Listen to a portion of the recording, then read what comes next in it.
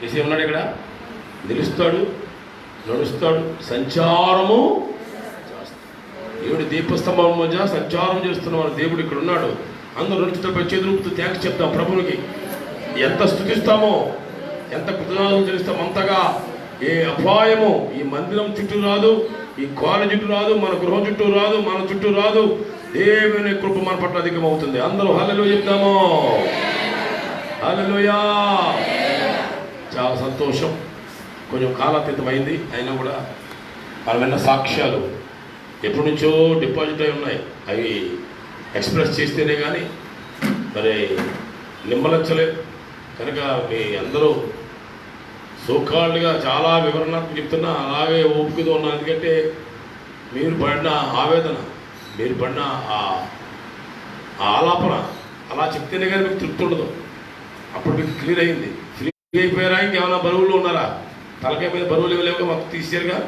ఇక ముసుగు ఒకటి పెట్టుకున్నారు, అది మోయడం తప్పదు దయ్యేదాకా. దేవునికి స్తోత్రం. నేను కూడా 19 వరకు నా భర్త జరిగింది. 20 10 సార్లు తెరిచాను నేను.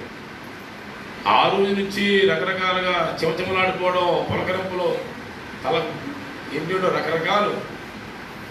నేను కూడా పడ్డాను. నిద్ర లేకుండా ఆలోచన చచ్చిపోతామని కాదు, లేక భయం కాదు. కానీ ఎక్కువ మంది నా స్నేహితులు చచ్చిపోయారు. చాలా క్లోజ్. వార్త వచ్చింది, పొరపాటున ఫోన్ ఆన్ చేసి భయం అవుతుంది. నెమ్మదిపోయాడు. కాకినాడ ఇద్దరు చచ్చిపోయారు. ఆ షారోన్ బుక్ సెంటర్ పుస్తకాలు మేము చచ్చిపోయాడు. దాని మంచి చెప్పారు. ఇప్పుడు భాష ఫోన్ ఆన్ చేస్తే చాలు ఏ చావు వార్త వస్తుందో అనంత. ఇదివరకు టీవీ ఆన్ చేస్తూ ఉండేది, రేడియో ఆన్ చేస్తూ ఉండేది. ఇప్పుడు సెల్ ఫోన్లో. ఏదేమైనా పరిశుద్ధాత్మ దేవుడు నన్ను ఈ భయంకరమైన బలహీన పరిస్థితుల్లో నా ఆత్మలో దేవుని ఆత్మ అది పదే పదే చెప్తుంది ఏంటంటే, ఒక 4 రోజులుగా 15 రోజులుగా చెప్తుంది ఏంటంటే, కొత్త పాఠం నేర్పుతున్నాడు. ఏం నేర్పుతున్నాడంటే, నీకు ఎవరైతే చెడు చేశారో, చేయాలనుకున్నారో వాళ్ళకి మేలు చేయమని. దేవునికి స్తోత్రం కలుగును గాక. మా అపార్ట్మెంట్లో కూడా చాలామంది కరోనా వచ్చింది. చాలామంది విడుదల పొందారు. ఏమో మనకు కూడా వచ్చి ఉండొచ్చు, అది పోయి ఉండొచ్చు. నేను కరోనా టెస్ట్ తప్ప అన్ని టెస్టులు ఏం చేస్తున్నా. డెంగ్యూ, మలేరియా, టైఫాయిడ్, వైరల్, ఏదో తలకాయ గుళ్ళన్నీ ఏం చేస్తాను. సరే అదంతా నేను చేసిన కదా. పైన డైరెక్ట్ డాక్టర్ పేరు కదా అక్కడ, ఆర్డర్స్ ఫ్రమ్ హైదరాబాద్. అందువల్ల లోబడి పాస్టర్ మాత్రం నమ్మకం నిరంతరం. అసలు ఏ గొడవ లేకుండా బలంగా, ధైర్యంగా, విశ్వాసంగా మొత్తం సంఘస్థులతో మాట్లాడేస్తూ ఫోన్లో వాళ్ళకి ప్రార్థన చేసేస్తూ రకరకాలుగా చెలరైపోతుంది. నేను అనుకున్నాను, నీకు పాస్టర్ని పెట్టాను కనుక సంఘాన్ని పోయి పాస్టర్ చేసుకొని నేను అలా నా సంచారం నేనున్నా. సంతోషపడ్డా మనసులో. నేను అలాగే చేయాలి. మీకు నేను చేశానంటే మీరు చెప్పేదంతా దుఃఖ వార్తలే. నేనేమి ఎక్కువ దుఃఖ వార్తలు వినలేను. ఎవరైనా బాధలో నేను ఏడవను, కానీ ఎవరైనా ఏడితే ఏడుపు వస్తుంది. ఎవరైనా ఏడిస్తే నేను చూడలేను. నా కళ్ళ ముందు నేను అది నా బలహీన. అంచేత ఒక నమ్మకం, మన దేవుడు మన పక్షంగా ఉన్నాడు. మనం ప్రార్థన చేస్తున్నాం. మన సంఘం అంతా కూడా ఒక్కడ కూడా తప్పకుండా అందరం క్షేమంగా ఉంటాం అనేది ఏదో ధైర్యం. నీ భక్తి నీకు ధైర్యం పుట్టించదా అంతది బైబిల్. నువ్వు చేసే భక్తి ఏం చేస్తుంది? నీకు ధైర్యం పుట్టిస్తుంది. అంచేత అనేక రకాల కలవరాలతో కూడా వార్తలు విన్నా ఏదో ధైర్యం. అంటే రోజు మన వాటిని ఎక్కడేంటాం. కొన్ని ఎవరో తెలియని వాళ్ళు అయితే వేరే విషయం. తెలియని వాళ్ళు చచ్చిపోతేనే బాధపడాలి. మానవులు ఎంతమంది ఇన్ని కోట్ల మందిలో చచ్చిపోతే ఎలా తట్టుకుంటాం? మన తోటి మానవులేగా. తెలిసిన వాళ్ళు చాలా జాగ్రత్త చనిపోయారు. చాలామంది చనిపోయారు. నా క్లోజ్ ఫ్రెండ్స్ చనిపోయారు. కర్ణాటకలో ఒక సంఘ పెద్ద ఉండేవాడు. మేమిద్దరం 32 ఏళ్ళ స్నేహితులు. నాకు సంఘ పెద్దలతో స్నేహం, సంఘ విశ్వాసులతో స్నేహం, సంఘ పాస్టర్లతో స్నేహం, సంఘ నాయకులతో స్నేహం ఉంటుంది నాకు. అందరితో ఒకటే స్నేహం ఉంటుంది నాకు. నేను విశ్వాసులు, సంఘ పెద్దలు అలాంటి అయితే ఆ డిఫరెంట్ నాకు తెలుసు. దేవుని ప్రేమ పంచుకోవడానికి అలా ఎందుకో మొదటి నుంచి నాకు అలా అలవాటు అయిపోయింది. నేను ఖచ్చితంగా వెళ్ళాలి ఆ పర్యటనకి. జోసఫ్, కొట్టికలు జోసఫ్ 1948 డిసెంబర్ 9 చేపట్టుకున్నాడు. ఒకసారి వచ్చాడు కదా, వాళ్ళిద్దరు అన్నదమ్ములు ఉంటారు కదా, వాళ్ళిద్దరు ఒక ఆయన అయిపోయాడు. ఆయన ఎప్పుడు పోతాడు, ఎందుకంటే డౌటే, ట్విన్స్ కదా.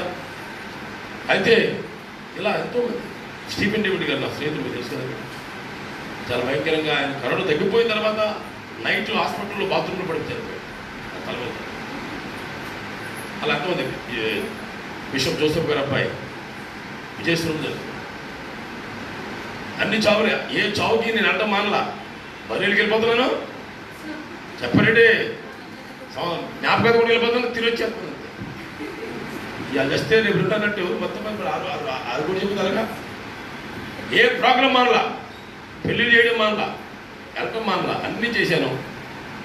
నాకు ఒకటి అనిపించింది, నాకు కొన్ని వాగ్దానాలు ఉన్నాయి, ఆ వాగ్దానాలు నా ద్వారా దేవుడు చేయించుకునే వరకు నన్ను తీసుకెళ్ళడం అని నాకు ఆ విశ్వాసంతో ఉన్నాం.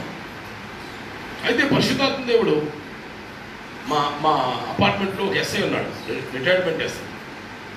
అతను నేను ఇదివరకు పోలీసుగా చేస్తున్నప్పుడు కూడా సరదాగా ఉంటారు కదా, జోక్గా ఉండేవాడు, చాలా హ్యూమరస్గా ఉండేవాడు. అతను రిటైర్మెంట్ తర్వాత మీసాలు పెట్టేసి ఇంత లావు అయిపోయి ఇలాంటి రుబాబు మనిషి అయిపోయాడు. మరి పోలీస్ డిపార్ట్మెంట్ అంటే అలా ఉంటుంది. అతను ఎందుకో నా మీదకి కాదు పోయి నా మీదకి వచ్చేవాడు, ఏదో కారణం, ఏదో మీ కార్లన్నీ లోపల ఉన్నాయి, మీ ఇంటికి ఎవడెవడో వచ్చేస్తున్నాడు, ఎన్నెన్నో కార్లు వచ్చేస్తున్నాయి, నా దగ్గరికి ఎవరు ఫ్రెండ్స్ వస్తారు కదా, అవి నిండిపోతున్నాయి, మన కార్లు మూడు ఉన్నాయి కదా, ఇవన్నీ తలపోటు పెట్టుకునేవాడు. ఒకసారి కొడతా వచ్చినట్టుగా మీదకి వచ్చేవాడు. నేను అనుకునేవాడు, అయ్యో ఈ అమాయకుడు తెలుపుతుంది, దేవుని సేవకు వచ్చేస్తున్నాడు, నా మనసులో అనిపించింది వీళ్ళు ఘోరంగా చచ్చిపోతాడు అని అనిపించింది. అంత ఒకలాంటి లాంగ్వేజ్, ఒకలాంటి వేకరంగా ఉండేవాడు మనిషి.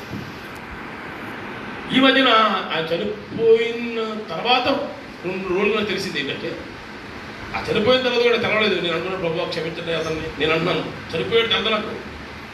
స్టీఫెన్ డేవిడ్ కూడా చనిపోయిన తర్వాత మా ఊళ్ళో ప్రార్థన చేస్తారు, ఆ రాత్రి 9 చచ్చిపోతే ఆ రోజు ప్రార్థన చేస్తారు, తెలియదు ఇంకా రాత్రి బతుకున్నాడు. అంటే ఎవరు చచ్చిపోయారో కొంత కాలం వరకు తెలవట్లేదు, ఇంకా మనకు తెలియని ఎంతమంది ఉన్నారో వార్త రాలేదు. పాపం అతను 6 నెలల బట్టి బయట రావట్లా, కరోనా భయపడి చాలా బలంగా ఉంటాడు. కానీ మేము ఇంత కింద మాట్లాడుకుంటాం సరదాగా, ఏంటంటే నీటిగా కనపడలేదంటే భయపడిపోయి దాక్కుంటున్నాడు. రావట్లేదు. మరి ఎంత దాక్కున్నా మనకు రావాలంటే ఎదురుట్లో వచ్చేస్తుంది. వాళ్ళ వేపురాలకు వచ్చిందంట, అక్కడి నుంచి అల్లుడు కనుకుందంట. అంటే ఈ కొడుకు ఇంట్లో తెచ్చాడు, నీకు వచ్చేసింది. వచ్చిన తర్వాత వాళ్ళ కొడుకు ఆక్సిజన్ తెచ్చి ట్యాబ్లెట్ ఇస్తే నాకు రాలేదు అని ఉండోడు, నాతో కదా అంత తలుకుంటాడు, వాడు మందులు కొట్టేస్తాను అంటాడు. ఎందుకు బాబు వచ్చింది తెలిసిందా, మందులు వాడతారు. అంబులెన్స్ తెచ్చారట, వాళ్ళు కూడా దగ్గర పెట్టి నాకు రాలేదంటున్నాడు. నీ దగ్గర కూడా ఇది ఆఖరికి మరి వాలంటీర్లు ఊరుకోరుగా, వచ్చిన సిమ్సన్ వాళ్ళు మళ్ళీ ఆక్సిజన్ ఆ అంబులెన్స్ వచ్చింది, బలవంతంగా లాక్కొని ఇచ్చారు. ఇచ్చి నడిపిస్తున్నారు. లిఫ్ట్లోకి ఎక్కాడు, 3లో ఉంటాడు, 2లోకి వెళ్ళాడు, 1లోకి వెళ్ళాడు, 0లోకి వచ్చాడు. లిఫ్ట్ తలుపు తీస్తే పడిపోతాడు. ఇంకా అక్కడ ఎక్కడనే పడిపోయి అవాలు ఉంటాడు. నాకు తెలుసు మీరు దిగుతుంటే శానిటైజ్ చేస్తున్నారు ఏంటని చెప్పట్లేదు. ఏమైందో నేను ఎక్కడో ప్రాబ్లంకి వెళ్ళి వచ్చాను. మళ్ళీ ఆ నెక్స్ట్ డే తెలుసు. ఆ 3 రోజులు పరిశుద్ధాత్మ దేవుడు అతను చనిపోతున్నప్పుడు కూడా అతను క్షమించిన ప్రభావ అతను ఏమవ్వకూడదు అని అంటే భయపడుతున్నాడు అని తెలుసు కదా అని అనుకున్నాను. నేను చనిపోయిన తర్వాత కూడా ఏదో కాపాడమని ప్రార్థన తెలియదు. అంటే నేను చెప్పగలిగింది ఏంటంటే, నీవు నీ జ్ఞానం చేత, నీ తెలివి చేత, నీ జాగ్రత్త చేత నువ్వు కాపాడుకోలేవు. నిన్ను కాపాడేవాడు నీ పట్ల శ్రద్ధ కలిగి ఉన్నాడు. అతనికి చూడలేను, విచిత్రం చెప్పడం బాధకరం. వాళ్ళు హిందువులు కదా, మరి ఆ బాడీ వెళ్ళింది అదే అంబులెన్స్లో హాస్పిటల్ తీసుకెళ్లారు. షూలో పిల్లలు చూపించారు, అక్కడే ఎలక్ట్రానిక్ యంత్రాలు ఉన్నాయి, కాల్ చేసి బూడిదిచ్చి, అంత బలమైన మనిషిని బూడిదిచ్చి పంపించారంటే ఇక తర్వాత ఇంట్లో ఎవరు భార్య పిల్లలు చూసుకోలేదు. ఇంకా అయిపోయింది. మన ఎవరు సాక్షి చెప్పినట్టు, ఇప్పుడు ఎవరైనా చనిపోయిన ఏం చెప్పినట్టు, చనిపోతే ఏమవుతుంది, ఈ రోజులు చనిపోతే ఇంటి వాళ్ళే చూడలేని పరిస్థితి. అఫ్కోర్స్ దేవుని కృపలో నేను చాలా మరణాలకు వెళ్ళాను, చాలా బర్రెలకు వెళ్ళాను, చాలా ప్రాంతాలు. ధైర్యం, మన జీవము ఎక్కడుందంట, ఆయన జీవపు మూటలో దాచబడిందన్న వారు థ్యాంక్స్ చెప్పండి యేసయ్యకి. చాలా మంది మూటలేసి తిరుగుతారు కదా, రకరకాల మూటలు, చుట్టల మూటలు, బట్టల మూటలు తిరుగుతుంటారు కదా. యేసుప్రభు వారు మనల్ని అందరినీ ఆయన మూటలు వేసేసుకుని ఏమా అంత్యక్రియ గారు వేసుకుని ఆయన భుజమే పెట్టుకుని తిరుగుతున్నాడంట. స్తోత్రం చెప్పి 7 దీపస్తంభం మధ్య సంచారం చేస్తున్న వాడు చేస్తున్నాడు. అసలు ఏ మరణమైనా యేసుప్రభు దగ్గరికి వెళ్ళగలదా? ఆయన ఎవరు? ఆయన ఎవరు? జీవాధిపతి. ఆఖరున కడపట నశింపజేయబడబోగు శత్రువు మరణము. మరణానికి కూడా మరణం ఉందట, అది లాస్ట్లో పెట్టారు. అంటే ఈ మధ్యాహ్నం దేవుని పిల్లలంగా మనం కూడుకున్నాం, మంచిదే. మళ్ళీ రూల్స్ ఎలా మారిపోతే తెలియదు. రూల్స్ అంటే బాగుంటే మనం వచ్చే వరకు కూడుకుంటాం. ఎందుకని ఈ పరిస్థితుల్లో రోజుకు రూల్ వస్తుంది. కానీ ఎలాగ మనం కూడుకున్నాం, ఒక అరగంట లేట్ అయినా ఒక విషయం మనం తెలిసిపోతుంది ఏంటంటే, మనము మన జీవం మన శరీరంలో లేదు, మన జీవము యేసుప్రభు వారి జీవపు మూటలో ఉంది. గట్టిగా స్తోత్రం చెప్పండి, అందరూ చెప్పాలి హల్లెలూయా. దాదాపు ఆల్మోస్ట్ సంఘం అంతా మరణ ఛాయల్లోకే వెళ్ళింది. ఈ మధ్యలో మా తమ్ముడు సంపత్ కుమార్ గారు దేవుడు ఇచ్చిన వాగ్దానం చెప్తున్నాడు, అది కొంచెం బలపరిచింది. గాఢాంధకారపు లోయను నేను సంచరించినను ఈ అపాయమునకు అని. సంచరించినంటే ఇంట్లో పడుకుంటానా, ముడిసేసుకుంటానా? అసలు మామూలు గాఢాంధకారం తెలిసే మీకు? అసలు లోయే డేంజరు, ఆ లోయలో చీకటే డేంజరు, ఆ చీకట్లో గాఢాంధకారంగా డేంజరు. ఆ గాఢాంధకారం ఇటు ఎవరు కనపడకుండా ఉంటే కూడా నడుస్తుంటే ఏమవుతే నాకు ఏ అపాయం రాదు. దేవునికి స్తోత్రం. చేతులు వేసే హల్లెలూయా. అంచేత ఈ యొక్క మధ్యాహ్న కాల సమయంలో బాధలు మనకు వస్తాయి. ఇప్పుడు నాకు కూడా శరీరంలో రకరకాల కిడ్నీ 1.6 వెళ్ళిపోయింది అన్నాడు. అప్పుడప్పుడు వెళ్ళిపోతుంది కదా, వెళ్ళిందని మళ్ళీ వేసిపోయి వెనక్కి లాక్కొస్తున్నాడు. ఎందుకు మరి అయిందా తెలదు, మన నెగ్లిజెన్సే తెలుద్దాం. ఏదో మన బలహీనతలు మనకు వస్తాయి. నాకు ఒకటే నమ్మకం, నీ బలహీనతలోనే నా బలము పరిపూర్ణమవుతుంది అని. స్తోత్రం చెప్పండి హల్లెలూయా. మన బలహీనమే అందరం మానసికంగా, ఆత్మీయంగా, శారీరకంగా ఏదో విషయంలో బలహీనంగా ఉంటే ఆ బలహీనతనే సాతాను గారు క్యాచ్ చేసుకోవాలనుకుంటారు. మనుషులు కూడా క్యాచ్ చేసుకుంటారు. ఇంత ప్రార్థన చేస్తుంది ఏమా, మొక్కుబడి లోపలే ఉంటుంది, బయట రావట్లేదు. భక్తిలో పడింది ఒక ముక్తి. ఒక ఆయనకి 78 ఏళ్ళు వస్తే నేను ఎక్కించుకున్న పెళ్ళికి వెళ్ళా మా ఊరు. ఆయన పెళ్ళికి వెళ్తే నేను పెళ్ళికి అనుకో పెళ్ళి వెళ్ళాడు. ఆ పెళ్ళికి వెళ్తే కరోనా వచ్చేసింది. ఈయన అన్నమే తింటారు మనతో మళ్ళీ తీసుకొచ్చా కారులో. వాళ్ళ అబ్బాయి 3 సార్లు ఎందుకు తీసుకెళ్ళారండి మా నాన్నగారిని, మా ఇంట్లో పిల్లలు ఉన్నారు అని నెక్స్ట్ డే వాళ్ళ అమ్మ నాన్న పట్టుకెళ్ళి సొంతూరులో వదిలేశాడు. చచ్చిపోతే చూడుకోవడం వేరే అమ్మా జయమ్మా, బతుకున్నప్పుడే పట్టుకెళ్ళి ఎక్కడో చూడ దాచేస్తున్నాయి కూర్చొని. ఆయన అక్కడ పడి ఉన్నాడు, ఇంట్లో నుంచి బయట రావట్లా. వాళ్ళ అబ్బాయి దెబ్బకు భయపడి ఇంట్లో అన్ని లోపల చేసుకుంటుంటే ఈయన ఇంట్లోంచి రావట్లేదు, భార్య భర్తలు కరోనా వచ్చి ఉంటుందని రూమర్ పుట్టించి. ఇది ఎక్కడ కూడా అది మనిషికి కుదరైపోతాం. పరిస్థితులు చాలా ఘోరంగా ఉన్న దినాల్లో సైతము మనం విశ్వాస సహితమైన మాట మనం పలకాలి. విశ్వాస సహితమైన ప్రార్థన రోగిని స్వస్థపరుస్తుంది. అందరికీ విశ్వాసం వస్తుంది, విశ్వాసికి మాత్రమే విశ్వాసం వస్తుంది. చాలా ఆనందం. బలహీనతలు వస్తాయి, వచ్చినాయి, పోయినాయి, మళ్ళీ వస్తాయి, రావచ్చు, అన్నీ కూడా పోతాయి. మనం మాత్రం మన కాలం కంటే ముందు వెళ్ళము. మనకు ఒక కాలం ఉందిగా, పోయే కాలాలు అంటారు కదా, పోయే కాలం వచ్చే కాలం మాట్లాడండి. పోయే కాలమేగా, పోతారు పోయే. మనందరం ఒకటి నమ్మాలి, నా దేవుడు పర్మిషన్ ఇస్తే కానీ నా తలలో ఒక వెంట్రుక కూడా రాలదు. తలలో వెంట్రుకే రాలంటే గుండెలో ప్రాణం పోతుందా? ఎవరు సెలవు కావాలా చెప్పండి, ఎవరు సెలవు కావాలా? సెలవు ఏంటి? నరులారా తిరిగి రండి. మనందరికీ వస్తుంది పిలుపు. ఇవాళ కాదు రేపైనా, ఎల్లుండి కాకపోతే అవలెల్లుండైనా, ఈ కరోనా కాకపోతే కార్పణ్యం వచ్చినా, ఇంకేదో వచ్చినా కూడా వచ్చినా, నా పైన మొత్తం మీద మనకు ఒక పిలుపు మాత్రం రెడీగా ఉంది. You have to mind it. ఈలోగా మనం ఏం చేద్దామంటే ఇప్పుడు దాకా మనందరం కూడా మేలు చేసుడికి మేలు చేసాం, మంచి చేసేవాడికి మంచి చేసాం, ఉపకారం చేసేవాడికి ఉపకారం చేసాం, సహాయం చేసేవాడికి సహాయం చేసాం, అన్నం పెట్టడానికి అన్నం పెట్టాం, బహుమానం వచ్చాడు బహుమానం ఇచ్చాం, ఏదో ఒకటి పొందిన దానికి రీపే చేశాం. ఇప్పుడు దాకా మన భక్తి వన్ వే ట్రాఫిక్ లేదు. The Lord God is telling this afternoon that we have to learn a lesson. ఏంటా పాట తెలుసా? ఈ రోజు నుంచి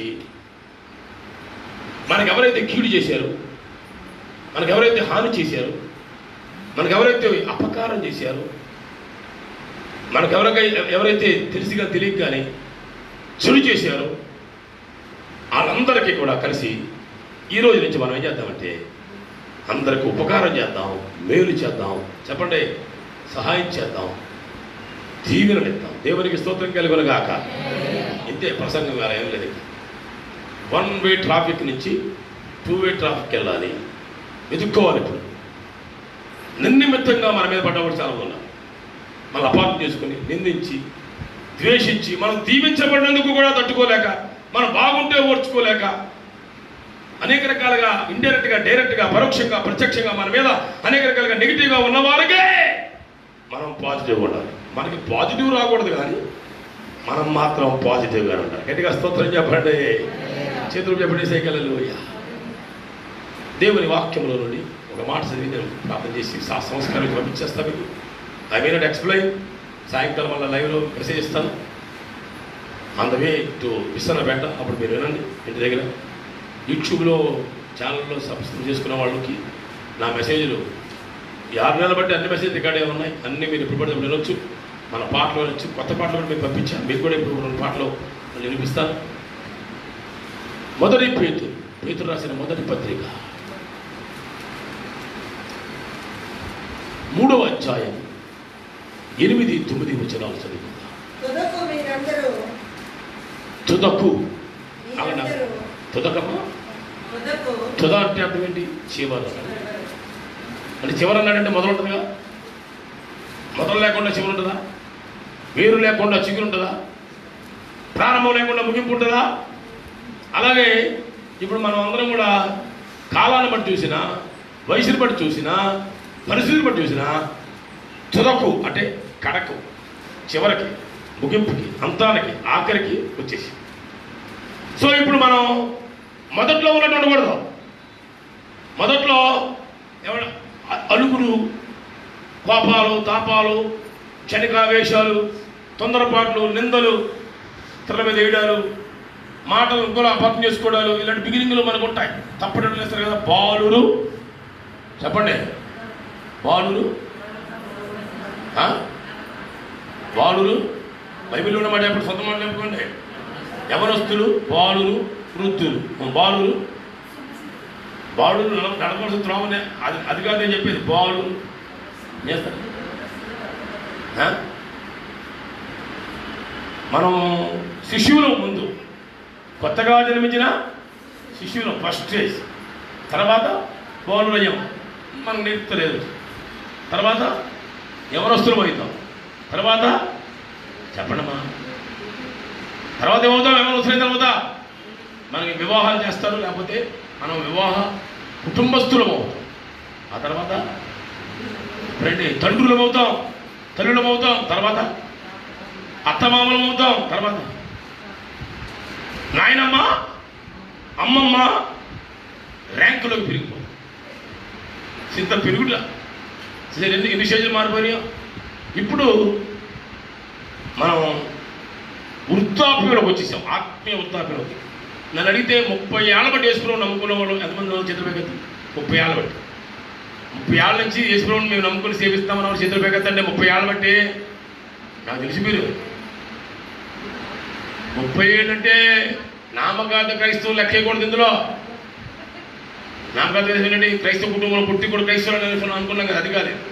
నిజమైన వాక్యానుసారం రక్షణ పొంది, చెప్పండి, పాప క్షమాపణ పొంది దేవుని బిడ్డలయ్యమే అప్పటి నుంచి లెక్క. నేను 38 ఏళ్ళుగా యేసుప్రభువుని సేవిస్తున్నా. 38 years. మీరు కూడా ఒక 30 ఏళ్ళు వచ్చే వరకు పరిపక్వత రాదు. మరి 20 ఏళ్ళకి రాదా? రాదు. నేను చూస్తా చాలామంది. 10 yearsకి రాదు. పెళ్ళైన 7 సంవత్సరాల లోపల గొడవలు రావాలి. జ్యోతి 7 ఏళ్ళు రావాలి, వస్తాయి. అంతాయి. నువ్వు ఎటువంటి తిట్టమంటాడు. ఒకటంటే ఇంకోటి అర్థమవుతుంది. 7 ఏళ్ళు అపార్థాలు, అభిప్రాయ భేదాలు, నువ్వు అంతకుముందే నేర్చుకుని ఇష్టాలు చచ్చిపోయి మార్చుకోవడానికి ఒక 7 ఏళ్ళ వరకు 7 ఏళ్ళు అయిన తర్వాత కూడా మేరే గొడవలు ఇచ్చావంటే నువ్వేమవ్వలేదు, పరిపక్వతలోకి రావాలి. నువ్వు శీలదానం అంటాను. శీలలో ఉంటుంది సరిగ్గా పట్టుకొని ఎప్పుడు పీక్కుంటుంటారు. శీలతనం ఉంటుంది చాలా మంది. నా మాట లైవ్లో చాలా మంది ఉన్నారు. శీలోడు చాలా మంది ఉన్నారు. వాళ్ళు నవ్వుకుంటున్నారు అక్కడ. మీరే కాదు, వాళ్ళు నవ్వుతున్నారు. రేపు మా సంగతి ఇంకేం తెలిసింది రాని. అసలు ఆలోచన ఏంటంటే చెప్పేవాడిని నేను కూడా అలాంటి బిగినింగ్ స్టేజ్లో నేనేదో ఉత్తమని చెప్తే ఏ బాధకుడైనా రాముకో. మనందరం కూడా అన్ని రకాలుగా శోధించబడి అన్ని పొరపాట్లు, అన్ని దోషాలు, అన్ని పొరపాట్లు, అన్ని తప్పులు చేయకూడవి చేయవలసినవి చేసేసి ఆ తర్వాత దేవుడు మనల్ని మన అడుగులు వేసే దేవుడు తన బండ మీద స్థిరపరిచాడు. అందరూ స్తోత్రం చెప్పడం. హల్లెలూయా. పాదాలు నిలబడితే జారుతూ ఉంటుంది. అక్కడేమో నా అడుగులు నిలిపి 41 చెప్పి నోటితో చెప్పారా? మోగపోయినాడు చెప్పాలి. ఏమన్నాడు? 41 ప్రకారం నాశనకరమైన గుట్టలో నుంచి జిగటగల దొంగ ఊపిలో నుంచి దేవుడు నన్ను లేవనెత్తి బండ మీద నా పాదములు నిలిపి నా అడుగులు. అంటే ఇప్పుడు నువ్వు ఇంకా శీతనంగా, కోపంగా, ప్రతిదానికి వ్యతిరేకంగా లేడికి లేచింది వేటలాగా ఉన్నావుతో నువ్వు నిలబడ్డావు అంతే బండ మీద. ఇంకా స్థిరపడవు. నిలబడిన వాళ్ళంతా స్థిరపడినోడు కాదు. ఇప్పుడు నేను ఈ కరోనా కాలంలో దేవుని మహకుడు తెలియకుండానే మనము ఆయన మీద ఆనుకున్నాం. అందరూ స్తోత్రం చెప్పండి. భక్తి భయముతో చేయొచ్చు, భక్తితో కూడా చేయొచ్చు. అలాగని మనం భక్తితోనే చేసామని అంటే కుదరదు. కొన్నిసార్లు భయం ఆవరించినప్పుడు అనేక రకాలుగా ప్రభావాలు పొరులుతున్నప్పుడు సహితము దేవుడు మనకి ఇచ్చాడు. భయములు కూడా మనకి భక్తి నేర్పించాడు. గట్టిగా స్తోత్రం చెప్పడాలి. హల్లెలూయా. ఈ మధ్యాహ్నం నీ జీవితంలో, నా జీవితంలో దేవుడు చేసిన ఉపకారం ఏంటంటే మన అడుగులు ఏం చేస్తున్నాడు? దేవుడు స్థిరపరుస్తాడు. స్థిరపడ ఇందులో నాకు మేలు అంటాడు భక్తుడు. స్థిరం లేనివాడు, స్థిరచిత్తం లేనివాడు దేవునికి ఉపయోగపడలేదు. A double minded man is unstable in all his ways. ద్విమనస్కుడు తన మార్గములన్నిటిలోనూ అస్థిరుడు అని బైబిల్ చెప్తాడు. అతడు దేవుని యొద్ద నుండి ఏమైనా పొందుకుంటాను అని అనుకోకూడదు. నువ్వు అడుగుతావు కానీ ఏం పొందుకో. ఎందుకని నీకు 2 మనసులు ఉన్నాయి. నువ్వు అస్థిరులవే, నువ్వు ఇంకా స్థిరపడలేదు. నీలోనే 2 పోరాటాలు వెనక్కి ముందుకు లాగుతున్నాయి. నేను ఆశ్చర్యపోయాను మన విశ్వాసంలో కొంతమంది చూసి. నేను లేకపోతే కూడా నడవలేని వాళ్ళు ఎవరో బండి పట్టుకుని నాకు దశంభాగం ఇచ్చి ప్రార్థించుకుని మా ఇంటికి వచ్చేసారు. నేను లేదు, చాలా వచ్చినప్పుడు నేను లేదు. ఇప్పుడు ఈ కరోనా కాలంలో ఎక్కడికి వెళ్ళొద్దంటున్నారు, ఎక్కడికి బయటపడొద్దంటున్నారు. వీళ్ళకి ఎంత తెగింపేయండి అంటే ఏంటి భయం వాళ్ళకి? దేవుంది నా దగ్గర ఉండకూడదు అంటుంది. నా ఫోన్ అయ్యారు ఇక మతిపోయిందా, ఎందుకు వచ్చావు అని నేను ఫోన్ చేస్తే దేవుంది నా దగ్గర ఎలా ఉంటుంది, ఎంత లేట్ అయితే అంత లేట్ అవుతుంది నా ఆశీర్వాదం, అందుకని నేను చేశానని అంటే ఎదిగిందనమాట. ఎదిగిందని ధైర్యంగా మాట్లాడేది ఆ విషయం. మామూలుగా అయితే నా ముందు తలెత్తదు. మామూలుగా అయితే నేనంటే ఒకలాంటి భయం, గౌరవంతో కూడా భయం అని నాకు అనిపించింది. అప్పుడు దేవా ఈమె భక్తి ఏమైంది? స్థిరపడుతుంది. అందరూ స్తోత్రం చెప్పండి. హల్లెలూయా. మనం దేవునికి భయపడే వారికి ఉండాలి. దేవునికి ఇవ్వాల్సింది కానీ, దేవునికి చేయాల్సింది కానీ, దేవునితో గడపాల్సింది కానీ, దేవుడిని పొందాల్సింది కానీ, దేవుని కోసం మనందరం కూడా ఏ విషయంలో కూడా లోటుగా ఉండడానికి. భక్తి అంటే ఎలా చేయాలో అలా చేస్తేనే భక్తి. ఏదో అలాగే చేస్తావు భక్తి కాదు. దేవుని కోసం జీవిస్తావు కానీ నువ్వు అనుకున్నట్టు జీవిస్తే అది భక్తి కాదు. దేవుడు అనుకున్నట్టు జీవిస్తేనే అది బలం. అంచేత ఇప్పుడు మన జీవితంలో స్థిరపడదని అర్థం ఏంటి? ఊగుతున్నాం అన్నమాట. రెండు తలపుల మధ్యలో ఊగుతున్నాం. కాసేపు నిలబడుతున్నాం, కాసేపు సతికిల పడుతున్నాం, కాసేపు పడిపోతున్నాం, కాసేపు లేపుతున్నాం, కాసేపు నిలబడ్డ ప్రయత్నం చేస్తున్నాం, మళ్ళీ పడిపోతున్నాం అన్నట్టున్నాం. ఈ కరోనా కాలంలో the Lord Holy Spirit is teaching us a great lesson. If you cannot listen, you will spoil your life. నువ్వు వినపోతే నిన్ను పాడు చేసినాడు ఎవడు కాదు, నువ్వే నిన్ను పాడు చేసుకుంటా. చాలా మంది అన్నారు నాతో, స్వయంకృత అపరాధం అండి. కొన్ని పరిస్థితులకి ఏ అపరాధమైనా ఎవరు చేస్తారో వాళ్ళకే నష్టం, కానీ చూసినోడికి విన్నవాడికి నష్టమేం కాదు. యువజన మన జీవితాల్లో దేవుని బిడ్డగా పరిశుద్ధులంగా ఎంతకాలం హృదయ కాఠిన్యంతో మనం ఉంటాం. స్థిరపడాలి. పరిస్థితులను బట్టి ఆయన ఆనుకోవాలి. అరణ్య మార్గములో తన ప్రియుని ఆనుకొని వచ్చుచున్న ఈమె ఎవతే. సంఘం ఒకటేనండి. ఊరికో సంఘం, దేశానికో సంఘం ఉంటే కొంత సంఘం అడగవద్దు. సంఘం ఒక్కటే. ఆ సంఘం సార్వత్రిక సంఘం, అందులో మనం ఉండాలి. ఉంటే నువ్వు ఒక్కదాన్ని సంఘం అంటారు, నీ కుటుంబాన్ని సంఘం అంటారు, నీ స్థానిక సంఘాన్ని సంఘం అంటారు, సార్వత్రికంగా నా ప్రపంచంలో క్రైస్తవులందరినీ కూడా కలిసి సంఘమే అంటారు. సంఘము అనబడిన వాళ్ళు ఏం చేయాలా? తన ప్రియుని మీద ఆనుకుని ఆగిపోకూడదు. ఏం చేయాలమ్మా? మరి అమ్మా ఆనుకున్నానులే అని సేద తెచ్చబడి కళ్ళు మూసుకుని ఆనందిస్తూ అలా ఉండిపోకూడదు. వేయాలా? నడక సాగాలి. తన ప్రియును ఆనుకుని వచ్చుచున్నా అన్నుందా? ఆగినన్ను బైబిల్ బాగా వచ్చుతుందని ఈమె నడుస్తుంది. ఆయన ఉన్నాడు కదా అనే ధైర్యంతో భయములన్నిటిలో చేరదీసెరే, బాధలన్నిటిలో సేదదీర్చెనే, భయములన్నిటిలో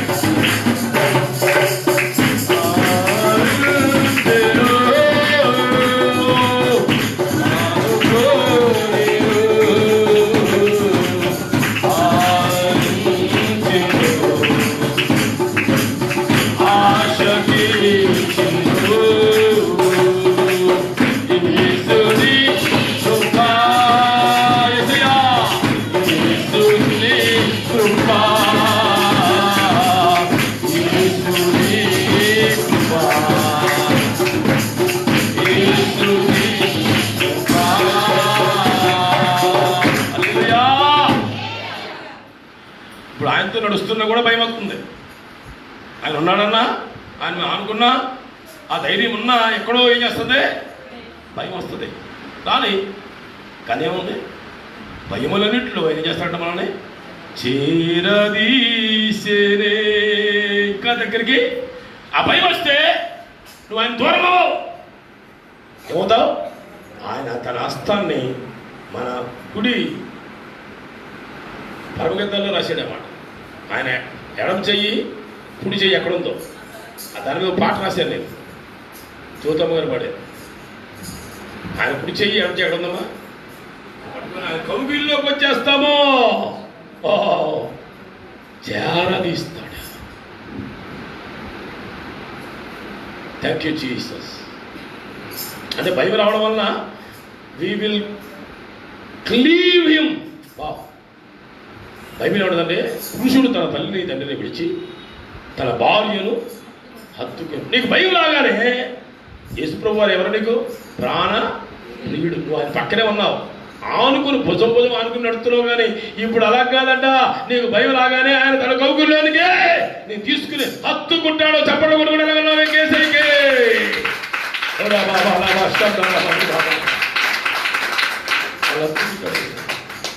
ఆయన కౌగిల్లో ఉంటా. అంతేనా? బాధలన్నిటిలో ఎందుకో పరిశుద్ధాత్మ దేవుడు ఇలాంటి పాటలు రాయించాడు మన ద్వారా. అప్పుడు ఆ మీనింగ్ అంతా తెలుసు కాదు, దేవుడు నాకు ప్రేరేపించిన మాటలను రాసేసాను తప్ప అది ధ్యానం చేస్తున్నప్పుడు హర్షానందం అవుతుంది నాకు. ఇది నేనైనా అందుకే అనుకోకూడదు నేను రాసానని. ఎవరు కూడా చెప్పినా నేను చెప్పలేదు, రాసినా నేను రాయలేదు, చేసినా నేను చేయలేదు అన్నట్టున్నారు. భార్యలు కలిగిన వారు భార్యలు లేనట్టుండాలన్నాడు. అది వైరాగ్యంలో సెకండ్ పార్ట్లో ఫైనల్ స్టేజ్ అది. కనుక ఇక మధ్యాహ్న కాల సభలో మన జీవితాల్లో బాధలు రావాలందా? అక్కడ చెప్పండి. నా యాత్రలో ఏముంది? శ్రమనుందుట నాకు అంటే శ్రమలు ఉంటాయనేగా. ప్రయాణాల్లో ఈ ఆత్మీయాత్రలో శ్రమలు ఉండవా? బాధలు ఉండవా? కష్టాలు ఉండవా? ఉంటాయి, అన్నీ ఉంటాయి. కానీ ఆ వచ్చినప్పుడు, ఆ బాధ వచ్చినప్పుడు ఏం చేస్తాడైనా? సేదీర్చేదే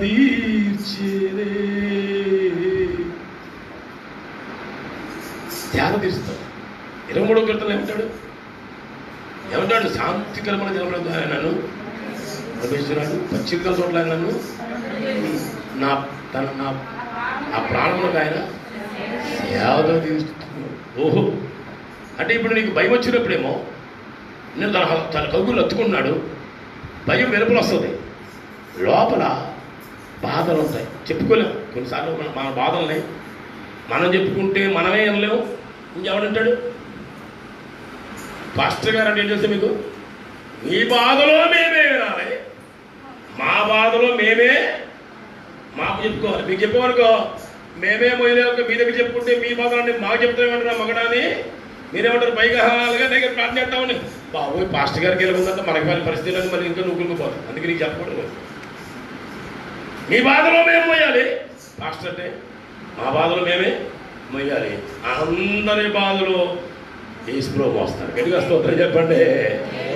తీరుస్తాడు, బాధ తీర్చేస్తాడు. బాధ రాకుండా ఉందనుకో నీకు థ్రిల్ ఉండదు. బాధ వచ్చి ఆ బాధకు నయమైపోయి ఉపశమనం కలిగిపోయి ఆ బాధ పరువు పోయి ఆ బాధలో ఉన్న వ్యాధి పోయి ఆ బాధలో ఉన్న కష్టం పోయినప్పుడు ఉంటుందో చూడు, అది శాత తెచ్చబడ్డ. స్తోత్రం. ఎంతమందికి ఇంకా శాత తీర్చుకోవడం ఉంది ఏసే దగ్గర? శాత భుజం మీద చాపి అయినా తల నిమిరి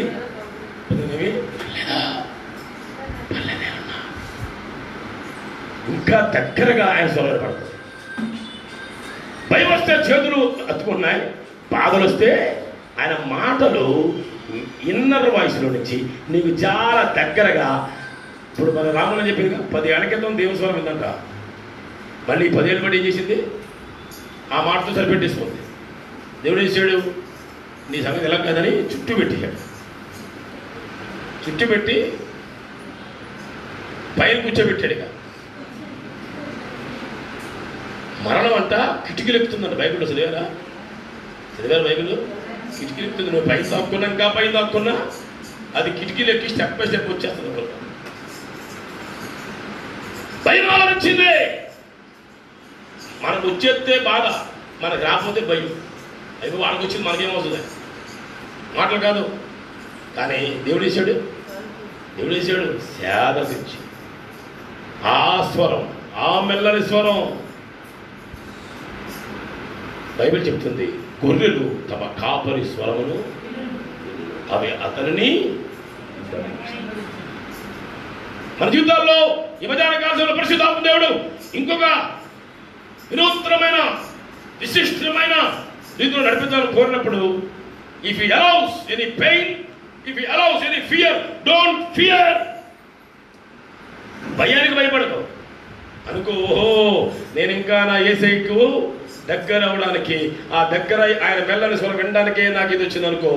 లోకం తీరు వేరు, నీ తీరు వేరు. గట్టిగా స్తోత్రం చెప్పండి. హల్లెలూయా. నేను అంశంలోకి వెళ్ళలేదు. ఆయన తుదకు అంటే చివరికి రోజు రోజుకి బాధలు వస్తాయి, కష్టాలు వచ్చాయి, ఇబ్బందులు వచ్చాయి, అన్నీ వచ్చాయి, పోతున్నాయి. ఆఖరికి చివరికే ఏమవ్వాలి నువ్వు? తుదకు. చదవప్పుడు అది. ఇప్పుడు మనందరికీ ఏ మనసు రావాలమ్మా? ఆఖరికి. మొదట్లో లేదు, అభిప్రాయ భేదాలు ఉన్నాయి. నీదో మాట నాదో మాట, నీదో మనసు నాదో మనసు. నేను చెప్తే నీకు కూడా అర్థమైంది, నీ కూడా నాకు కూడా అర్థమైంది. కానీ రాను రాను రాను రాను రాను రాను చర్చ చివరికి ఏమైపోతుంది? ఏక మనస్సు వస్తుంది. సంఘం అంటే ఏక మనస్సు కలిగింది. ఈనాడు చాలామంది సంఘాల్లో సాక్ష్యం చెప్తుంటే బాగా జరిగింది, ఎవరికి జరగదండి. ఎవడు కర్మగాడి పోతాడండి అంటారు. చాలా సంఘాలు ఎంత ఉంటారు, ఎవడ కర్మగాడి పోతున్నాడంట. మరి ఈ కర్మ ఆయన రాదేమో బాబు అంటే ఎవరికైనా బాధ వస్తే చులకనగా, తృణీకరంగా, తక్కువగా, తేలికగా చేసే మనుషులు ఉంటుంది. అది ఏక మనసు కాదు. నీ తోటి సహోదరులు బాధపడుతుంటే అదే పెయిన్ నువ్వు అనుభవిస్తేనే ఏక మనసు. గట్టిగా స్తోత్రం చెప్పండి. సంతోషించి వారితో సంతోషించుడి, ఏడ్చు వారితో ఏడు. విందు చేయించిన వారింటికి వెళ్ళడం కంటే ఆపించిన వారింటికి వెళ్తాం. నేను సుధాకర్ గారికి 4 సార్లు ఫోన్ చేసి వచ్చేదనంటే రాగో రాగో అన్నాడు ఆయన. అంటే ఆయన ఉద్దేశం ఏంటి? నేను ప్రార్థన చేస్తే ఆయన నువ్వు నీ మాట మాత్రం సెలవేమో అన్నాడు కదా శతాబ్ది. ఆ చాలా విశ్వాసం అయింది. మీరు రాబోయినా పర్లేదు బాబు, మీరు ఎక్కడి నుంచి మాట పంపించేస్తే సరిపోతుంది అన్నట్టున్నాడు ఆయన. మరి నాకు ఎలా ఉంటుంది? 31వ తారీఖున నేను వెళ్ళి ప్రార్థన చేశా. జూలై 31 ఖచ్చితంగా నాకు అంటుకుంది కరోనా. కొంచెం గిరాలు ఆడిచ్చింది. 20 నుంచి మొన్న ఇంకోలాగా ఆడిచ్చింది. ఎన్ని ఆటలు ఆడిచ్చినా రింగులోనే ఆడించాలి తప్ప బయటికి వెళ్ళలేదు. ఇక ఏమంటే రింగులోనే ఆడిచ్చింది. నా బాధ ఏంటంటే ఆ పాప కంగారు పడిపోద్ది. తల్లిదండ్రులుగా ఇప్పుడు మోరల్ సపోర్ట్ కావాలి కదా. మనం వెళ్ళి ఏమన్నా హీల్ చేస్తామా? కాదు. ఏక మనసు. అయ్యో నాకు తోటి సహోదరుడు అక్కడ రోడ్డు మీద నిలబడ్డాడు. నాకు రాజబాబు గారు ఫోన్ చేశాడు, నరసింహ గారు అల్లుడు. అయ్యా ఈ గాంధీ హాస్పిటల్ దగ్గర ఉన్నారండి, ఇక్కడ ఒంటరిగా ఎవరు లేకుండా లోపల సవాలు వెళ్ళిపోతున్నాయి. మనకేమి లేకపోయినా ఉన్నా ఆ గాఢాత్ గారిలో ఎదురికేదానికి ఆ చచ్చినోడు చూసి బతికినోడు చచ్చిపోతున్నాడు. అలాంటి పరిస్థితుల్లో అయ్యో పాస్టర్ గారు ఫీల్ అవుతాయి. పాప ఆయన ఉద్దేశం ఎలాగ పడుతున్నాయి బాధ అని. కానీ అట్లీస్ట్ ఫోన్ చేశాను కనుక ఉపశమనం వచ్చి ఉంటుందిగా. ఓరు బాబోయ్ ఇంటికి వెళ్ళాను మొన్న, ఇలా అక్కడ జాయిన్ అయ్యారు, ఎంతో ఫోన్ చేస్తే కనుక అది ఎక్కడ వైరస్లో కాళ్ళు వచ్చినా కట్టుకుంటుంది అనుకున్నాను. అది ఏకమోసం ఉందా? You have to feel the pain of others. సంఘం అంటే ఎలా ఉంటుందంటే మన సంఘంలో ఎవరికేమొచ్చినా అది నాకే వచ్చింది అన్నట్టుగా ఫీల్ అవ్వడం. దాన్ని ఏమంటారు చెప్పండి? ఏక మనస్సు. అందరూ స్తోత్రం చెప్తాం. హల్లెలూయా. నీకు ఆ బాధ రాకపోవచ్చు, కానీ వచ్చినంతగా ఫీల్ అవుతావు.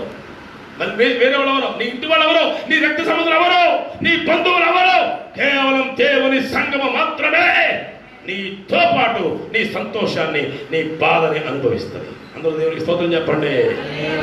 చెప్పండి హల్లెలూయా.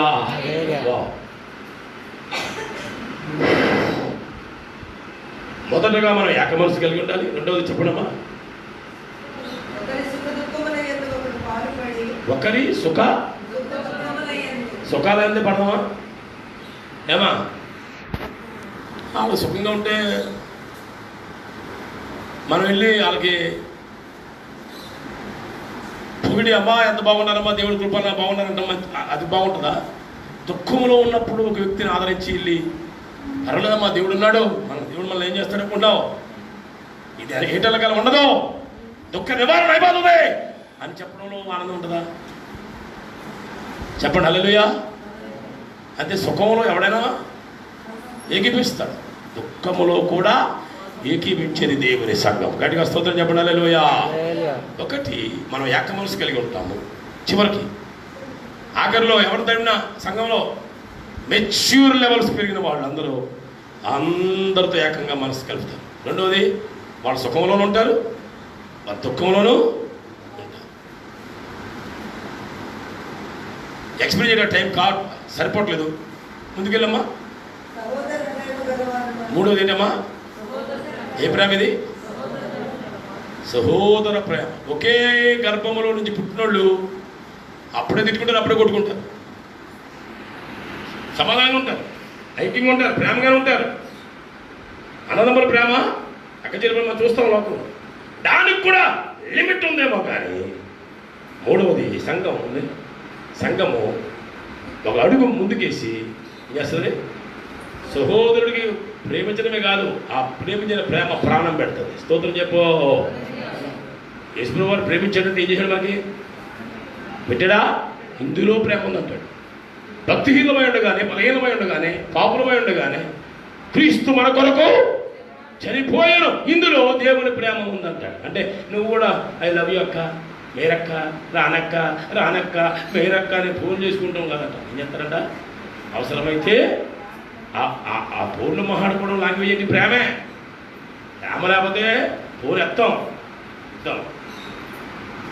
ట్రింగ్ ట్రింగ్ ట్రింగ్ ట్రింగ్. ఇక్కడికి అందరూ ఇస్తారు. వీటితో మాట్లాడుకోవాలనుకుంటే ఏదో పట్టు వచ్చి దొరికితే సిగ్నల్ పని చేయట్లేదు అని వచ్చారు.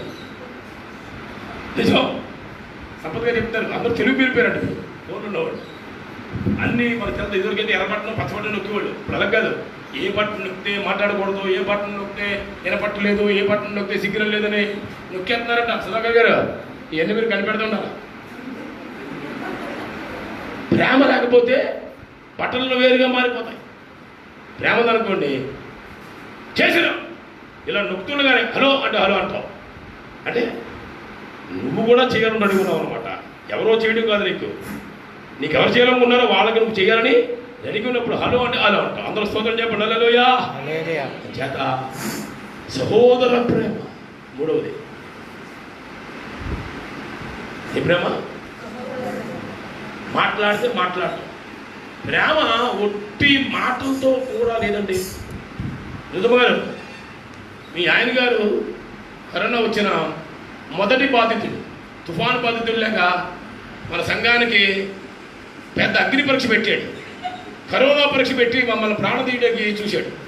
అన్నాడు మళ్ళీ, అయ్యగారు ఎప్పటి నుంచో దేవుడు సేవ చేయమన్నాడని చేయలేదు, అందుకే నాకు కరుణ పెట్టాడు, నాకు వివరం వచ్చేసిందండి, నేను సమర్పించేసుకున్నాను అన్నాడు. ఓకే అన్నాను. మళ్ళీ ముగించిన తర్వాత అన్నాడు, మీకే మొదలు ఫోన్ చేస్తున్నాను, ప్రార్థన చేసేయండి అన్నాడు. మరి ఎంతకే మళ్ళీ డ్యూటీకి వెళ్ళిపోతున్నాడు కదా. లేకపోతే అదే ప్రేమ, అది తాత్కాలిక ప్రేమ. దేవుడు బాగోపోతే ఒక ప్రతిష్ట బాగుంటే కుదరదు. నేను అనుకున్నాను రూతమ్మకు సంతోషం కలిగిందా, దుఃఖం కలిగిందని ఆలోచించాను. ఇది కరోనా రావడం ఇంకేమనిపించి ఉంటుంది. ఇప్పుడు చెప్తుంది మా ప్రాణాలు పైన పోయి మమ్మల్ని కూడా లాక్కపోయారు టెస్టింగ్కి. అప్పుడు అన్నీ చెప్పారు, అర్థం కావాలి, మీకు ఏమవుతుంది, వెళ్ళి టెస్ట్ చేసుకోండి, అన్నీ నాకు రిపోర్ట్ కావాలి, మీకు ఏం లేదన్నా నాకు రిపోర్ట్ రావాలని చెప్పారు. వెంటనే ఫోన్ చేశారు, మాకు నెగిటివ్ వచ్చింది. అయ్యి మీ వాడిని ఏం చేస్తున్నారు, ఇంట్లోనే పెట్టమన్నారు. ఏమండి ఇంట్లో పాములు పెట్టుకుని ఎలా పడుకుంటాం? పాము ఉంది, ఇది విష జంతువు, అది కలిసినా కలవకపోయినా అది కలుస్తుందేమో అని ఇంట్లో పెట్టుకుని ఎంతకాలం ప్రశాంతంగా పడుకుంటాం? మరి 14 రోజుల 28 రోజులు పెంచచ్చు. ఈ పాముతో చెలగాటమా? ఒరే మీరు ఎక్కడికి వెళ్ళిపోతారు, ఎక్కడ ఉంటారంటే, పాపం కొడుకు కదా, ఈమె అడిగితే కనుక ఎక్కడికి పోతామండి, తుప్పలు పొడి ఏది ఎత్తు ఎక్కడ పడతాం మేము అందరూ. ఆయన అన్నాడు కొడుకు కదా పాపం, అవి ఉంటా ఇక్కడే ఉంటాం సార్, అన్నీ ఆయన ఊరు పెట్టేసి అంటే అందిస్తుంది తప్ప వెళ్ళమండి, ఎవరు చూస్తారు వాళ్ళందరినీ పాపం గ్రామం బట్టి. అంటే అనుబంధాన్ని బట్టి ఒక్కొక్క రకమైన జవాబు వస్తుంటుంది. అందరూ స్తోత్రం చెప్పండి యేసుప్రభువుకి హల్లెలూయా. అంచేత మన జీవితాల్లో మనం ఇప్పుడు ఏం కలిగి ఉండాలా? సహోదర ప్రేమ అంటే మాటలతో కాదమ్మా, క్రియలతో కూడా ఉండాలి. నిన్న మేము గర్భవారంలో పాస్టర్ల కనుక వెళ్తే ఒక ఆయన కరోనా వచ్చింది, పైన 3 అంతస్తులు తక్కున్నాడు, నా భార్యకి పిల్లకి వచ్చేద్దామో అని. అంటే క్రియాపూర్వకంగా నాకు వచ్చిన బాధ నా పిల్లకి రాకుండా బాధ. అయినా భార్య తెగించి వంటలుండి పర్ల తరపు తిండి వద్దు వచ్చింది, మీకు వచ్చింది పోతుంది, నాకు వచ్చింది పోతుంది అంటుంది. ఆయన ఇంట్లో అతను అక్కడ పెట్టి వెళ్ళిపో అన్నాడు. సరే మేము వెళ్ళాం. వెళ్తే పాస్టర్ గారు వెళ్ళొద్దని అంటారు, మాకు భయం లేదామన్నాడు. మొత్తం వెళ్ళిపోతాం అంటుంటే మా మామ ఆపింది, కిందే నిలబడను, నిలబడితే 3 నిమిషాలకి టీ పట్టుకొచ్చింది. ఎప్పుడు పెట్టింది? ప్రేమ ఉంటే అన్నీ టకటక రెడీ అయిపోయి. ఇదేంటి పైనేమో భర్తమో ఇంట్లో ఉండి మాకు టీ తెచ్చింది ఏంటంటే మేము అనుకుంటుంటే అప్పుడు అన్నాం, మరి పైకి వెళ్ళవట్లేదు కదా, పైనుంచి ఫోన్ చేసి అలా కనపడమను, ఇక్కడి నుంచే కష్టపడి ప్రార్థన చేస్తామంటే ఆయన బయటకు వచ్చి అయ్యగారు అంటే అన్నీ ఇక్కడి నుంచి కింద నుంచి ప్రార్థన చేసి 3వ వస్తుంది. ప్రేమ ఉంది కనుక కరోనా వచ్చినా వెళ్తే మమ్మల్ని తీసుకెళ్ళాడు, మాకు తెలవకుండా పారిపోతాడు. నాకు అప్పుడు మైనస్ వచ్చిందాడు. మేము పాస్టర్లను దిగించి కరోనా వచ్చిందని ఆడికే తెలిసింది ముందు. ఆయన ఎందుకు వెళ్ళావరే, ఏంటి ప్రేమ, ఎందుకు వెళ్తున్నారు, అది ఏమైనా అవుతుందని భయం లేదు వాళ్ళకి, లేదా జాగ్రత్త లేదా, బుద్ధి లేదు అంతే. ఇల్లు చూపించకుండా పారిపోయాడు. మేము ఎదుర్కొని కనుక్కుంటే వెళ్తే అయ్యా పాస్టర్ గారండి. అది ఎంత మంచి సాక్ష్యం. వెళ్ళడం వల్ల మాకు 10 ఏళ్ళు పైన మందిరం కట్టాలని స్థలం కోసం ఎదుగుతే దొరకలేదు. ఎక్కడెక్కడ గుడిసెలు అక్కడ పెట్టుకుంటుంటే విసిగిపోయి, దేవా మేము నీ సేవ చేస్తున్నాం, మేము ఇక స్థలం కోసం ఎదగలేదు. మా స్థలం ఇచ్చేవాడు అమ్మేవాడు మా దగ్గరికి వచ్చి మమ్మల్ని అడగాలయ్యా అని మోకల మీద ఉంటే ఆ మందిరం కట్టిన స్థలం కడుతున్నారు ఇంకా అవుతుంది. ఆ వాండ గారు వచ్చి పాస్టర్ గారు మీరు చర్చి కట్టాలనుకున్నారంట, స్థలం కోసేదారంట, నా స్థలం తీసుకుని ఇచ్చి. హల్లెలూయా. మరి అలాంటి వెళ్ళవద్దా, విశ్వాసం కలవడానికి వెళ్ళాలి. అక్కడికి వెళ్ళి మాతో బైబిల్ టట్టలో చదువుకునేవాడు సేవ చేస్తున్నాడు. వాడు ఆయన చూసి 40 ఏళ్ళు అయింది. అక్కడికి వెళ్ళడం వలన ఆ వ్యక్తి మాకు దారి చూపిస్తే నా స్నేహితుడి దగ్గరికి వెళ్ళి వాడికి హెల్ప్ చేసి వాడిని బ్లెస్ చేసి రావడం. ఎందుకు ఈ మాట చెప్తారంటే మనము ఖచ్చితంగా ప్రేమని మాటలతో కాదు క్రియలతో పంచాలి. అందరూ స్తోత్రం చెప్పండి. హల్లెలూయా. ఎలా పంచాలి? క్రియాపూర్వకంగా పంచాలి. చాలా మంది మాటలతో చెప్పుకెళ్ళిపోతున్నారు. ఒకటి, మొదటిది ఏంటమ్మా, ఏక మనసుతో ఉందాం. 2 మనం చూపించుదాం, చదవమా. 4వది ఏంటమ్మా, కరుణా చిత్తులు. కరోనా చిత్తులు కాదు, కరోనా చిత్తులు కాదు, ఏంటిదే కరుణా. ఇప్పుడు కరోనా వచ్చిన వాళ్ళు మీరు ఆ దగ్గరికి వెళ్ళాడండి, ఎంత కరుణ వాళ్ళకి. అంజనమ్మ గారి దగ్గర బకెట్లు కరుణ దొరుకుతుంది. ఇప్పుడు మాకు కావాలంటే ఉచితంగా ఇచ్చేది, కొనుక్కోండి. అయితే ఆ ప్లాస్మా తీసేయమంటే 10 మంది కరోనా వాళ్ళు బాగు తీసేయచ్చు. నిజంగా విషయం, కరోనా వచ్చి తగ్గిపోయిన తర్వాత వాళ్ళ ప్లాస్మా ఇస్తే, బ్లడ్లోనే ప్లాస్మా అది ఇస్తే 10 మంది కరోనా వాళ్ళని బతికించవచ్చు. దేవునికి స్తోత్ర చెప్పండి. హల్లెలూయా. అంటే నీ కరోనా రావడం 10 మందికి మేలు. కరోనా వచ్చిన వాడు ఖచ్చితంగా నేను అనుకుంటున్నాను, అలాగే ఇతరుల మీద నిజమైన జాలి, దయ, ప్రేమ, వాత్సల్యము, కనికరము వాళ్ళకి వస్తాయి. అయ్యో నేను మన నుంచి బయటకు వచ్చాను, నా అలాగే ఎంతమంది ఇంకా బయట బాధపడుతున్నారు, ఇంకెవరికి వస్తుందో ఏంటో అని వాళ్ళకి నిజమైన కరుణ, ఆ కరుణ నీకుండాలంట. స్తోత్రం. కరుణ వచ్చినందుకు కాదు, లాభమైన నీకుండా. కరుణ చిత్తులు అంటే, చిత్తులు అంటే చిత్తము. చిత్తం అంటే ఆయన చిత్తవృత్తి ఎందుకు మనం అమర్చుకున్నాడంట. మనకు కూడా చిత్తం ఇచ్చాడు. చిత్తం అంటే లోపల లోపల చిత్తవృత్తి ఎందు ఎస్ఆర్ నువ్వు చెప్తాం. మనం లోపల అనుకుంటే వింటాం, అది చేయకూడదా. ఏలిగారు ఏంటంటే 3 సార్లు పిలిచినా వస్తుంటే నేను పడుకోమన్నా ఏంటయ్యా అంటే అర్థమైపోయింది. ఈయన దేవుడు పిలుస్తున్నాడు. అరే ఈసారి పిలిస్తే చిత్తము నా ప్రభువా నీ దాసుడు ఆలోకిస్తున్నాడను.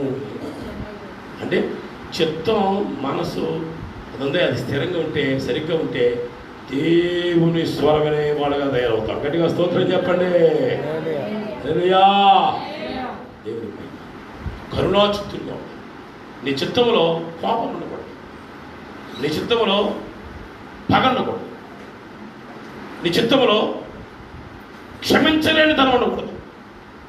పొరపాట్లు చేసినోడే కనపడతాడు పైకి, చేయనోడు చాలామంది ఉన్నారు. దొరికితేనే దొంగ అవుతున్నాడు, కానీ దొరకనోడు దొరలాగానే తిరుగుతున్నాడు. మనందరం కూడా దొంగలమే. ఒప్పుకోండి. గట్టిగా స్తోత్రం చెబుతాం. గట్టిగా స్తోత్రం చెప్పండి. అంటే దొంగలకి స్తోత్రమా? ఎంత రాటు తెలిపి చూసారా? నిజమే. అవునండి అని అంటలేదు. అవును, మేము దొంగలమండి. రాటు తెలిపోయాం. దేనికి? పగలకి, పంతాలకి, పోరాటాలకి, ఇకువలకి, నన్ను ప్రేమించలేదు, నాకేమలేదు, నన్ను చేయలేదు, నాకు అందలేదు, అన్ని తిక్కలే నీకు. అన్నీ మరి త్వరలాగా తలపైకెత్తేసి విగ్గు పెట్టేస్తున్నావు. బైబిల్ చెప్తుంది మన ఉండాలా.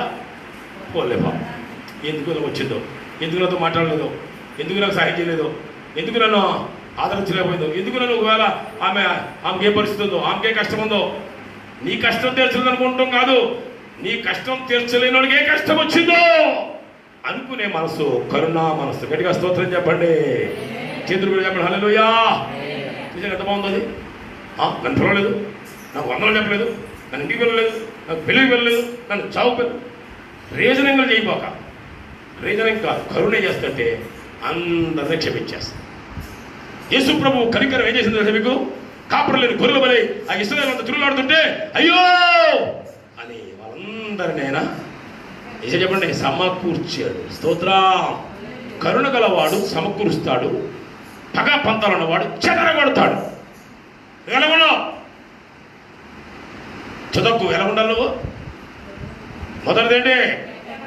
ఏక మనసు. 2 సుఖ దుఃఖాల్లో పాలిపగస్తులు. 3 సహోదర ప్రేమ. 4 కరుణాచిత్తం కలిగి ఉన్నాడు. నెగిటివ్గా థింక్ చేయబాకు. ఎప్పుడు ఒక వ్యక్తికి మేలు చేయలేకపోయినా కీడు చేసినా, కీడు చేయలేకపోయినా మేలు చేసినా, ప్రతిదానికి ఏదో సందర్భం ఉంటుంది, మనకు తెలియదు. బిహైండ్ ద స్క్రీన్ వాళ్ళకి ఏం పరిస్థితి వచ్చింది. నువ్వు కరుణతో, కరుణ ఆలోచనతో, కరుణ మనసుతో ఉంటే బైబిల్ ఏం చెప్తుందో, దేవుని కరుణాహస్తము వారి మీదకి వచ్చారు. నువ్వు కూడా కరుణా చిత్తం ఉంటే సహాయం చేయడానికి ఎవరికి? నీకు సహాయం చేయనోడికే, చేసినోడికి కాదు. నీ హస్తం వెళ్ళి ఆదుకుంటుంది. గట్టిగా స్తోత్రం చెప్పండి. హల్లెలూయా. కరుణా చిత్తం కలగా వారుగా ఉంటారు. ఇక లేనిపోతే గట్టిగా పట్టుకుని పీడించుకుని వద్దు. కరుణ కరుణ కరుణ. దేవుని బిడ్డలంటే కరుణ. నీ చల్లని నీడలో, నీ కరుణ కాంతిలో నా ముగే సాగని ఆనందం. కరుణతో ఉంటే ఏమవుతాయి? ఆనందం పొంగేది. పగతో ఉన్నావనుకో, ఈర్ష్య ద్వేషంతో రగిలిపోయి నీ ఎముకలకు నీ కుళ్ళు బట్టి నువ్వు కూడా బెట్టెండర్ అయిపోయి నిన్ను కూడా రాజు న్యూరో సర్జన్లో జాయిన్ చేయాల్సి వస్తుంది. జాగ్రత్త. నీ పగ, నీ కుళ్ళు, నీ కరుణ, నీకు ఆనందం. ఇంకా ముందుకెళ్ళి ముగించేద్దాం. 5వది ఏంటమ్మా? 5వదా 4వదా? 5వది వినయ మనస్సు. అసలు ప్రసంగం ఇది కాదు, కింద ఉంది. కీడుకు కీడు చేయకండి, దోషణకు ప్రతి దోషణ చేయకండి, కనపడినోళ్ళల్లా దీవించుకుంటూ పొండి. అది అంశం. సాయంత్రం మాట్లాడతాం లైవ్లో. ఇప్పుడు మనకేం కావాలమ్మా? వినయం. ఘనతకు ముందు వినయం ఉంటుంది. ఇంకోటి చెప్పండి. పడిపోటుకు ముందు అహంకారం మనసు. పతనానికి కారణం గర్వం. ఇప్పుడు నీకు రాకుండా ఏమి ఉండాలా? గర్వం ఉండాలా, వినయం ఉండాలా? యెషయాగ్రంథంలో అంటాడు, ఆయన వినయం మనసు గల వారి అంత నివాసము చేస్తున్నాడు. వినయం ఉంటే ఎవరుంటుందో తెలుసా నీకు?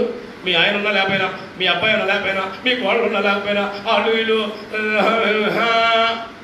ఉన్నా ఇది ఎడమొఖం పెడమొఖంగా ఉన్నారు. అంత సంస్కృతిలో మాట్లాడుతున్నప్పుడు ఇప్పుడు కంగానే పడ్డాను. ఉన్నా ఏమవుతుంది? ఏమవుతుంది? యేసు ప్రభు వారు వచ్చి నీ ఇంట్లోనూ నీ ఒంట్లో కూర్చుంటాడు. గట్టిగా చెప్పడం భయపడతాండే. అంత బైబిల్లో వినమయం. ఆయన వినయము గల వారి యొద్దను హీన మనసు గల వారి నివాసము చేస్తున్నాడు. నీకేమంటారమ్మా? పైకి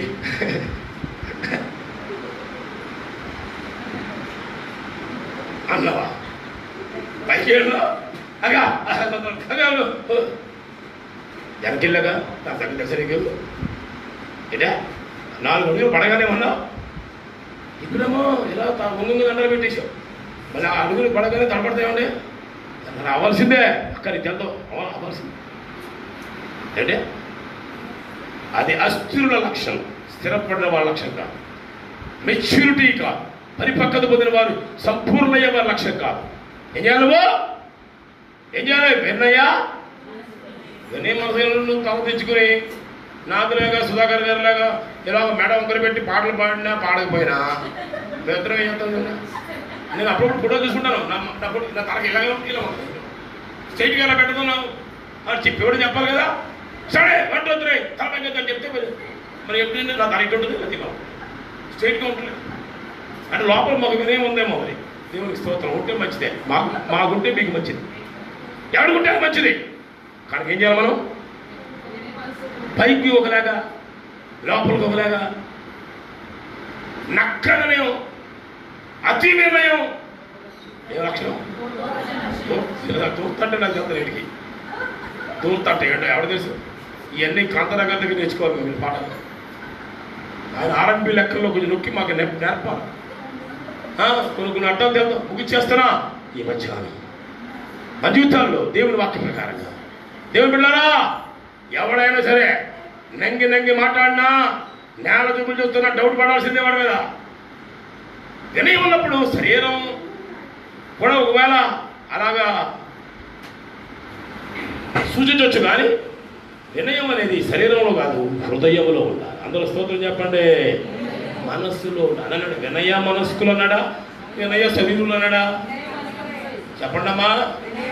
అమ్మా ప్రభులో నువ్వు చెప్తాలే, వినయ శరీరులా, వినయ మనస్సు. నీ మనస్సులో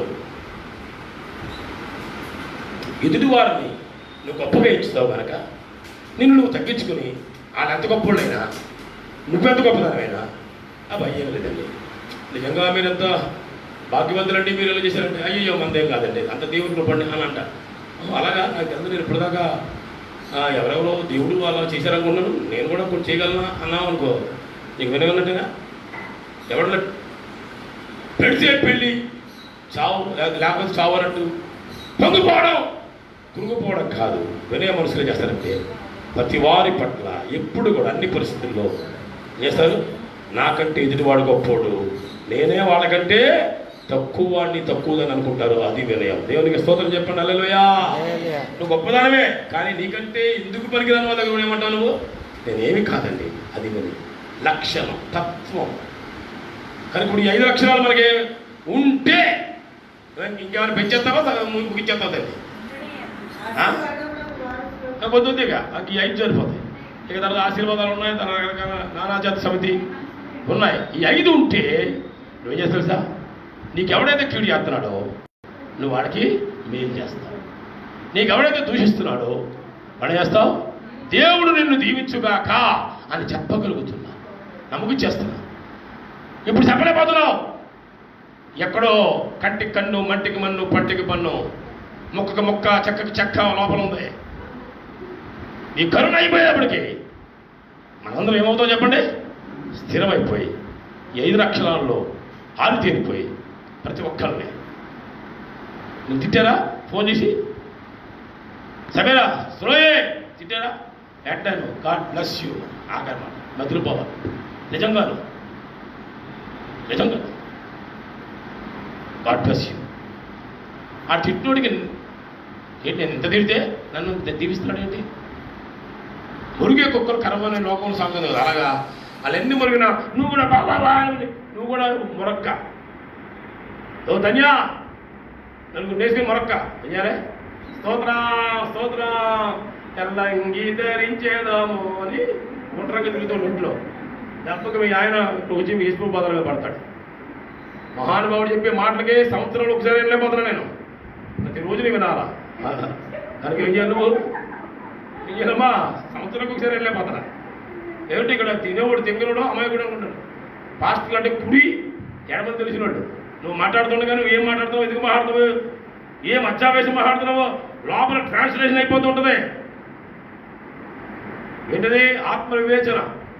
అంచేది నేనేం లేకపోతున్నాను, కానీ వెయ్యేటప్పుడు బ్లెస్ చేసే ప్రతిదానికి ఎవరు తిట్టినా, ఎవరు కొట్టినా, ఎవరు నిందించినా మనందరం ఏం చేద్దాం? ప్రతి వారిని దీవిద్దాం. 1 వే ట్రాఫిక్ వచ్చి 2 వే ట్రాఫిక్ వెళ్ళి మనకి అపకారం ఎవరు చేశారా? ఉపకారం చేయడానికి, కీడు చేసిన వాడికి మేలు చేయడానికి, చెడు చేసిన వాడికి మంచి చేయడానికి. చెప్పండి, మాట చెప్పలేటమ్మా. మనందరం కూడా రెండంతర ఆశీర్వాదం పొందడానికి 2వ ట్రాఫిక్లు ఎంటర్ అయ్యి ఈరోజు మొదలుకొని వెతుక్కొని మేము ఇప్పుడు చాలా పాస్టర్లకు సాయం చేసి తిరుగుతున్నామే. మా విషయంలో లేని వాళ్ళకి, విషయంలో ఉన్న వాళ్ళకి ఎలాగా దీవిస్తున్నాం. విషయంలో ఉండి బయటకు వెళ్ళిపోయి ఏదో కారణం చేత దూరం అయిపోయిన వాళ్ళకి ఫోన్ చేసి టక్ ఆన్లైన్లో సంపత్ గారు 2000 3000 అది వేసేస్తాడు. వాళ్ళకి అందింది బాబు ఏంటంటే ఎవరన్నా ఎందుకు ఇచ్చారు? ప్రేమ. హల్లెలూయా. ప్రేమ పొంగుతుంది, ఊరుతుంది. అంచేత మనందరం కూడా దేవుని వాక్య ప్రకారంగా అందరినీ ఈ రోజు నుంచి దీవించడానికి ఈ 5 లక్షలు సంపాదించుకొని స్థిరులమైపోయి ప్రతి ఒక్కరిని దీవించుకుంటూ వెళ్ళిపోవడానికి పరిశుద్ధాత్మ అందరికీ సహాయం చేయనుగాక. సమయం ముగించాను. దేవుని చిత్తమైతేనే సాయంత్రం లభిస్తాను. విందాం. ఎంత దేవునికి భిన్నమైపోయామో పరిశీలించుకొని అనుకూలం అవడానికి మనం సమర్పించుకుందాం. కళ్ళు మూసుకుని 2 చేతులు పైకెత్తండి. ప్రభువా, మా జీవితాల్లో ఒక రీతిగానే కరెక్ట్గా ఉన్నాం ప్రభు. ఉన్నాం, కరెక్ట్గా లేకపోలేదు. ఒక రీతిగానే ఒక రూట్లోనే కరెక్ట్గా ఉన్నాం. 2వ రూట్లో కూడా మేము ఈ రోజు నుంచి కరెక్ట్గా ఉంటాం. మాకు సాయం చేయమని అడుగుదాం. 2వ రూట్లో వచ్చే ఆదివారం 10 గంటలకు ఆరాధన ఉంటుంది. ముగించేస్తున్నాం. మీరు పాట పాడుతున్నగా కానుక సమర్పించి వెంటనే సంస్కారం మీకు క్లాసులు ఇచ్చేస్తాం. అందరూ పోసి